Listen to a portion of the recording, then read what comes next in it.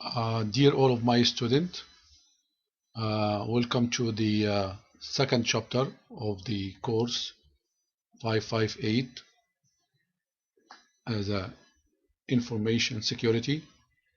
In this chapter, we will talk with each other, or we discuss through this chapter what we call the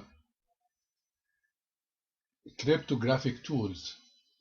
When we talk about cryptographic tools, it means that we will talk about the algorithms and the mechanism used for encryption and decryption. As an example, or the main techniques used for encryption and decryption, what we call symmetric encryption technique and asymmetric encryption technique. Then when we talk about symmetric encryption technique, it means this is the universal technique for providing confidentiality for transmitted or stored data. It means that symmetric encryption technique is used for encryption and decryption using single key encryption or private key. It means one key shared between the source and destination. For that type of encryption, we will see that example for this encryption technique, what we call data encryption standard. The algorithm used for symmetric encryption technique is data encryption standard, which is the most widely used encryption scheme. In that algorithm, which is symmetric encryption, the key used for that encryption is 56-bit length, and the block of the input data, which is the plain text, will be 64-bit. In the data encryption standard as an algorithm, to be more complicated against the attacker from outside, we have what we call triple data encryption standard.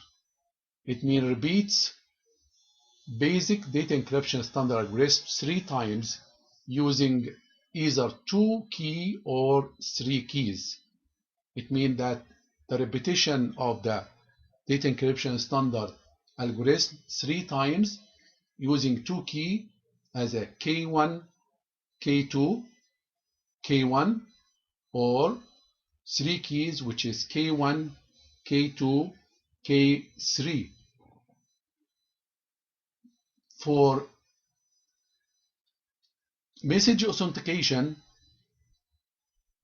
which is the protect against active attack from outside and verifies received message, which should be authentic and can be used also for conventional encryption. Then data encryption standard can be used for message authentication to protect against the attacker from outside.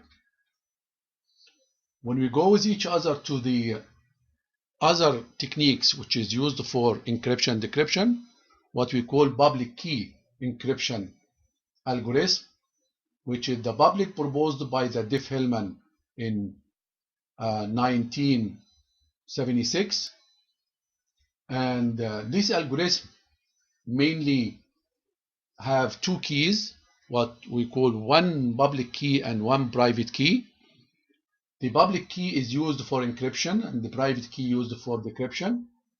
Then the general block diagram is used as a plain text encryption algorithm, public and the private key, ciphertext, and decryption key, which is used for encryption and decryption depend on a mathematical model.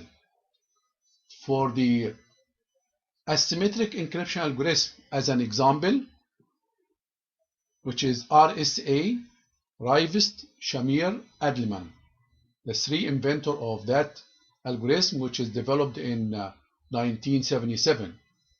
This algorithm used as a more complicated than the data encryption standard. If we go with the digital signature, which is used as a authenticating both source and data integrity, created by what we call encrypting hash code with private key. With the digital signature, there is no confidentiality. but it's something like authentication between the source and destination. Then we will cover through that chapter again the mechanisms used for encryption and decryption, and the mechanism used for authentication technique. As a simply concluded for that one, we will use symmetric encryption technique and asymmetric encryption technique. Symmetric encryption technique have one key, single key shared between the source and destination, and example data encryption standard. And asymmetric encryption technique, what we have RSA, Rivest Shamir Adleman, using two keys, which is public key and the private key used for encryption and decryption. Okay, thank you, and see you for the next class. Thank you.